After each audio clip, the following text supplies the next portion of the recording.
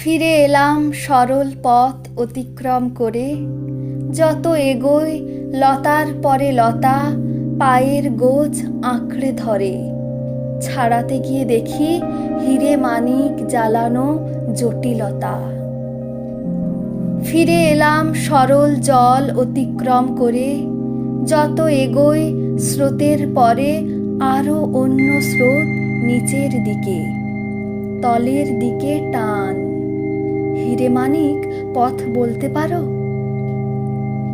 নেমে এলাম মাটির বাধা অতিক্রম করে, কঠিন ভূস্তরের নিচে ছাইয়ের পরে ছাই, অন্ধ ছাই, অন্ধ ছাই, ঠান্ডা ছাই, কালো। চমকে দেখি ছাই সরিয়ে জ্বলছে ধকধকে হিরে মানিক, বনের পাশে